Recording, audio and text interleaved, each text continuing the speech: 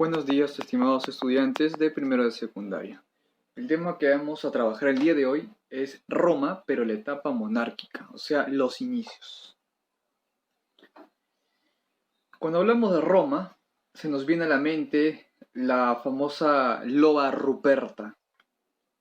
¿Okay? Esta loba de hierro que observamos en la imagen representa a la loba que va a matar a Rómulo y Remo. O sea, el origen mitológico de cómo se funda Roma y los primeros fundadores de Roma.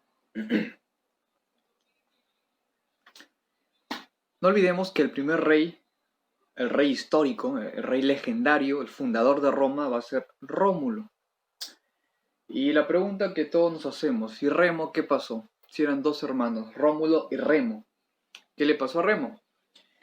Bueno, según una de las hipótesis que trata de explicar por qué solo Rómulo llega al poder, es que en una fiesta que organizó Rómulo, estaban bebiendo los hermanos con todos los invitados y estaban tan embriagados que Remo salió a recriminarle, le recriminó a Rómulo. Había una disputa entre hermanos. En esa disputa Rómulo ataca a Remo y lo asesina. Por lo tanto se queda en el poder Rómulo. Rómulo ataca a Remo y lo mata. Esta imagen que observamos, que es el rapto de las Sabinas. ¿Quiénes son las Sabinas? ¿Por qué le llaman así? Las Sabinas es un pueblo. Lo que debemos entender es que Roma no es un solo pueblo. Roma se funda con un conjunto de pueblos que no tenían nada en común. Por ejemplo, los Sabinos es uno de los pueblos que Roma va a asimilar, va a ser una alianza entre los romanos y el pueblo de los Sabinos. ¿Por qué? Resulta que en el rapto de las Sabinas, estas chicas se quedaron en el pueblo, haciendo los quehaceres. Los hombres salieron a cazar, a traer comida. Entonces los romanos, al mando de Rómulo, van a aprovechar que los sabinos estaban cazando, van a ir al pueblo de las Sabinas, van a raptar a las mujeres, a las más jóvenes, a las que no estuvieran casadas, y se las llevaron a Roma. Cuando los sabinos van a llegar al pueblo, van a ver que sus hijas, que sus sobrinas, que sus primas, que sus hermanas no estaban. Entonces comienzan a buscar y se dan con la sorpresa de que los romanos habían secuestrado a sus hijas.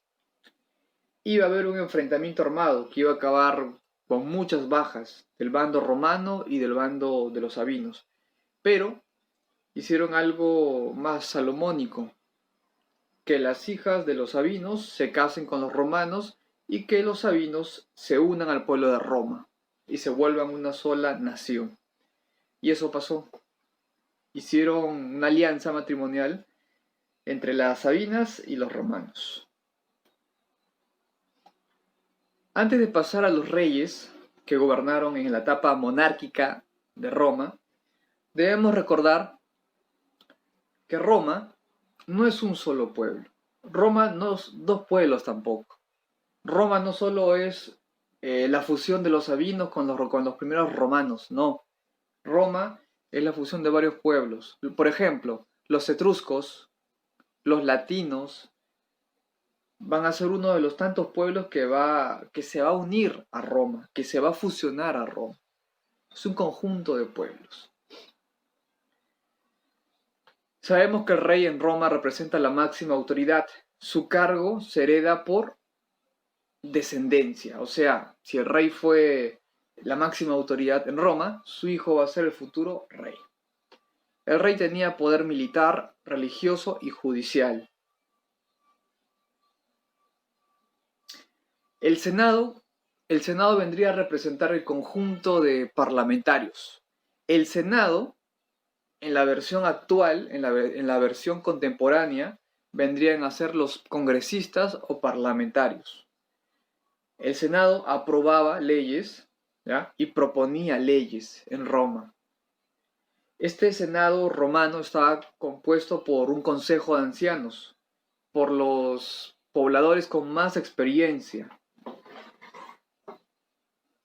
Y estos pobladores con mucha experiencia aconsejaban al rey. El Senado estaba compuesto por 100 representantes, o sea, 100 ancianos, pero no era cualquier persona que llegaba al Senado. Estos senadores eran de la aristocracia romana, o sea, personas con posición económica, ricos, no eran pobres. La asamblea curiada. Esta asamblea curiada no tiene poder para crear leyes. Esta asamblea curiada estaba compuesta por tribus, ¿ya? Y estaba compuesto por soldados. ¿Cuál era el papel de la asamblea curiada? La protección. Otra función, dar todo su apoyo al rey y hacer que el mando de poder, o sea, del padre al hijo, sea de forma tranquila, sin ningún problema en el camino, sin ningún intento de golpe de estado. La asamblea curiada se encargaba de la seguridad del futuro rey. No mencionamos a Rómulo porque Rómulo es el personaje legendario, es el fundador de Roma. Pero algo importante, algo muy importante, una sola cosa muy importante de Rómulo, el fundador de Roma, es que creó el Senado. Rómulo creó el Senado, o sea, a los que vendrían a ser congresistas, a los que debatían las leyes, a los que promulgaban las leyes. Eso es algo importante de Rómulo.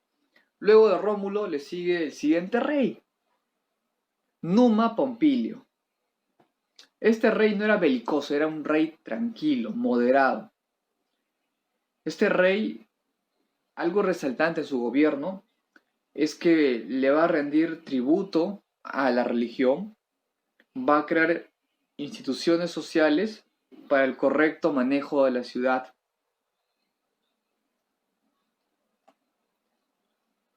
Una imagen de Numa Pompilio y la ninfa Egeria. El siguiente rey va a ser Tulio Hostilio. Tulio Hostilio. Este rey, a diferencia de Numa Pompilio, era guerrero, era un rey belicoso. Y producto de su espíritu tan belicoso, se enfrenta a Alba Longa y la invade.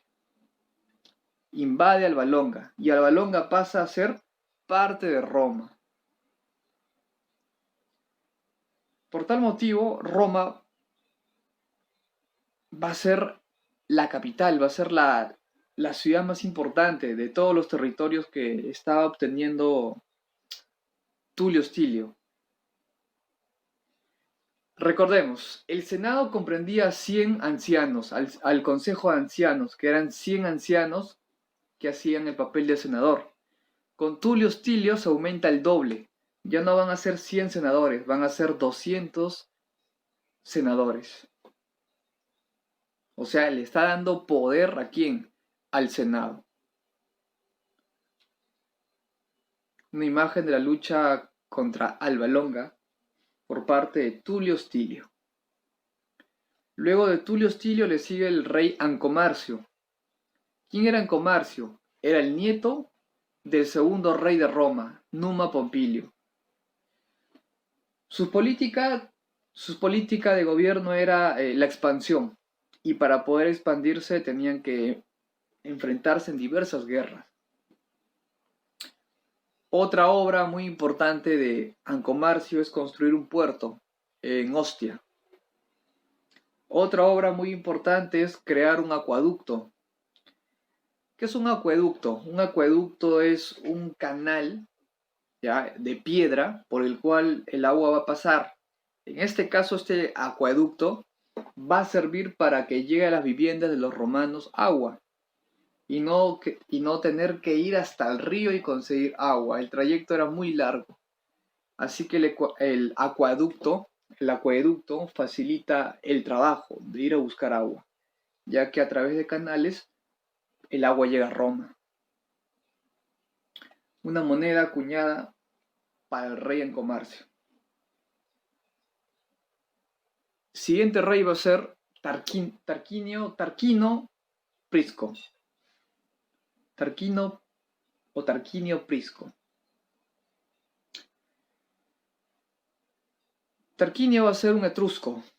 ¿Quién es un etrusco? Es un pueblo, uno de los pueblos originarios que se va a unir a Roma.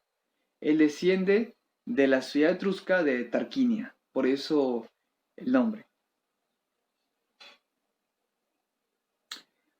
Él va a hacer una especie de jugada para poder llegar al poder. Va a generar que los hijos de Ancomarcio, comiencen a luchar entre ellos. Para luego Tarquino Prisco se proclame rey de Roma. Tarquinio Prisco va a hacer algo más a nivel del Senado. Va a aumentar 100 senadores más. Ya no van a ser 200 senadores, ahora van a ser 300 senadores. ¿Esto qué quiere decir? Puede significar dos cosas. Darle más poder al Senado y de pasada ganarse el apoyo del Senado. No olvidemos que los que van a elegir al Senado, los que van a elegir al futuro rey y le van a dar su aprobación y su apoyo, sobre todo el apoyo, son los senadores. Tarquino Prisco, al aumentar más senadores, se está ganando la confianza del Senado, se está asegurando su gobierno. ¿Qué construyó Tarquinio Prisco? Construyó el primer circo. El circo. La idea de circo es más parecido a un coliseo. Aunque este coliseo tiene forma rectangular, y nosotros sabemos que en Roma hay un coliseo romano que tiene forma circular. El antecedente del coliseo romano vendría a ser el Circo Máximo, que fue mandado a construir por Tarquinio Prisco. ¿Y para qué sirve este Circo Máximo? Más parece como una cancha de atletismo, para hacer competencias de atletismo, lucha entre gladiadores, espectáculos públicos, todo tipo de acción que distraiga al pueblo romano. El siguiente rey va a ser Servio Tulio. Algo importante en su gobierno. Va a crear nuevas tribus en diversas zonas, en las zonas invadidas por los romanos. ¿Qué más va a hacer? Algo importante que ningún rey hasta el momento había hecho. Elaboró un censo. Nos preguntamos, ¿y para qué sirve un censo? Un censo sirve para ver y para conocer la cantidad de personas que hay en tu territorio, por sexo, por edad, condición social, cuánto ganan, en qué trabajan. Y todo esto les sirve para cobrar impuestos a las personas que ganan más. Y para saber qué personas pueden servir al ejército romano. Para eso sirve el censo. Y todo eso fue registrado en documentos. Y algo más, creó la Asamblea Centuriada. El siguiente rey de Roma va a ser Tarquinio el Soberbio. El primero fue el Tarquinio Prisco o Tarquinio el Antiguo. Este es Tarquinio el Soberbio. Algo importante en su gobierno. Comenzó a urbanizar, comenzó, a crear ciudades. Comenzó a crear calles. Una de sus construcciones más resaltantes en lo que es religión es crear el templo de Júpiter y mandar a construir ciudades muy bonitas, muy hermosas. Pero ¿qué ocurre? Aquí ocurre un incidente que marcó el fin del gobierno de Tarquinio el Soberbio. Hubo una revuelta de un patricio romano. Recordemos, un patricio es el poblador original de Roma y aparte posee riqueza. Mientras que un plebeyo romano es un poblador libre, claro, pero es pobre. Y por lo general un plebeyo trabaja para un patricio, que es una persona, un romano rico. ¿Qué pasó con el patriciado romano? ¿Qué pasó con Lucio Bruto, o conocido como Brutus o Bruto? Resulta que había la esposa de un patricio que se llamaba Lucrecia, ¿ya? Que sufrió un caso de violencia sexual, o sea, la violaron. Entonces, la familia y el esposo de esta mujer, de esta Patricia Lucrecia, le exigió a Tarquinio el Soberbio de que inmediatamente capturen, investiguen y encuentren al culpable de tal acción. Bueno, Tarquinio el Soberbio no le dio tanta importancia a este hecho y no investigó y no se ocupó del caso personalmente. Entonces, esto va a generar que este Patricio y esta Patricia Lucrecia se rebelen. Y no solo ellos, sino que este grupo de patricios se reúna con más patricios, o sea, con más pobladores romanos ricos, y creen una revuelta. Y el que va a encabezar esta revuelta de patricios va a ser Bruto o Lucio Junio Bruto. Bruto va a encabezar la revuelta de los patricios por tal hecho y se va a enfrentar a Tarquinio el Soberbio. Y como tenía el gran apoyo de los patricios, van a terminar derrotando a Tarquinio el Soberbio. O sea, una decisión que estuvo en manos de Tarquinio el Soberbio, al no darle la suficiente importancia, terminó una revuelta de patricios y le dieron un golpe de estado a Tarquinio el Soberbio. ¿Cómo se dividía la sociedad romana en la monarquía? Estaba dividida por tribus, por curias, por gens, gentes y por familiares. Y este pueblo originario de Roma estaba dividido en 3 tribus, los ramens, los tities y los luceres. Y cada tribu romana se dividía en 10 curias. Y una curia se subdividía en 10 gentes o clanes familiares. Y cada gens o cada clanes se dividía en 10 familias. De esa forma se distribuyó la Roma originaria, la Roma monárquica. Esa era la organización a nivel de sociedad en Roma. Cuando Roma evolucione y pase la siguiente fase o el siguiente periodo, que es la Roma republicana, ahí va a cambiar la forma como se dividía socialmente. Pero hasta aquí hemos visto el origen mítico, ¿ya? En el cual Silvia Rea tiene como hijo a Rómulo y Remo, producto de una relación con el dios Ares, el dios de la guerra. Esta chica fue encerrada en un palacio, ya que su tío le tenía envidia y no quería que estos chicos hereden el trono de su abuelo. Entonces, esos chicos fueron lanzados en un canasto al río. Los chicos fueron lanzados en un canasto, Rómulo y Remo, y una loba vio que estaba en la canasta y los rescató. Lo amamantó y luego los dejó en la casa de un campesino para que los cuidara. Crecieron los chicos y al final se vengaron de su tío.